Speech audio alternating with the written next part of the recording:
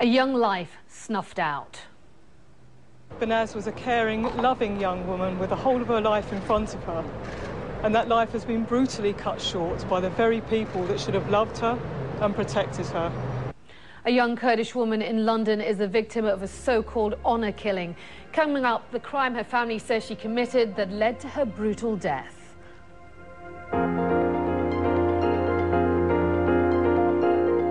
Now, they're called honour killings, but there's nothing honourable about them. It's a term used to describe acts of violence committed against women for bringing perceived dishonour to the family. Young women can be marked for death for even simply falling in love with the wrong person. Paula Newton reports on one such story out of London. In this cell phone video, the story just pours out of Banaz Mahmoud, and so does her panic and fear. As her boyfriend records it all, Banaz lays on a hospital bed, describing what she herself still couldn't believe. It was New Year's Eve 2005 in London, and Banaz's father, an Iraqi Kurd and devout Muslim, told her to grab her suitcase and go with him to her grandmother's. There, she was forced to drink alcohol to prep her for what was to come. She says, I finished the drink, I finished all of it, and then he got up, she says, and left the room. Banaz says when he came back, armed with surgical gloves, she was sure he would try to kill her.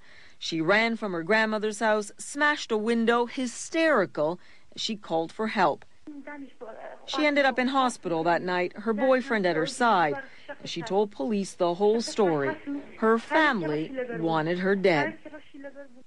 Banaz had left an abusive marriage arranged by her family and then fell in love with an Iranian Kurd who wasn't part of her clan. She knew her new love, coupled with the failure of her marriage, brought shame to her family, and that they believed the only way to restore the family's pride was through a so-called honour killing.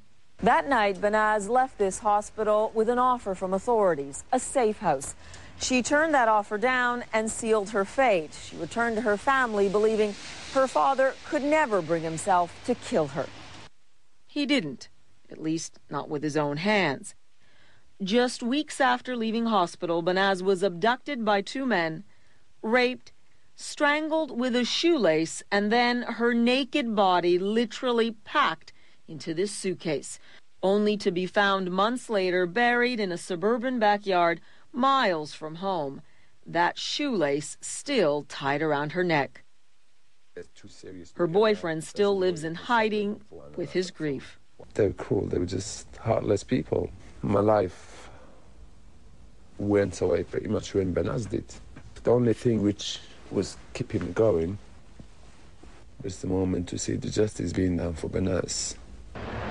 A London court found Mahmoud guilty, convicted of ordering his own daughter's murder. Banaz's uncle, Ari Mahmoud, also convicted of murder. But two men charged with actually carrying out the crime fled back to Iraq. Banaz was a caring, loving young woman with the whole of her life in front of her.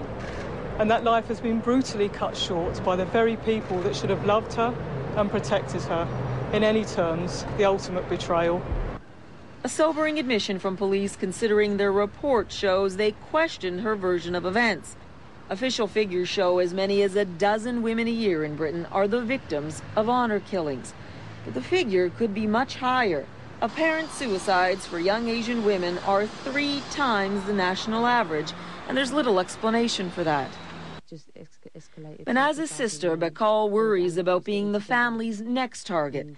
She now lives at a secret location and wears a full veil, convinced she must hide from her own family. Her arranged marriage fell apart too.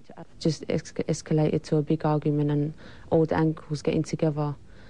And the main one, really, Uncle Ari, he was the one that was saying, if I was his daughter, I should be, killed by now and turned into ashes. You bring in shame.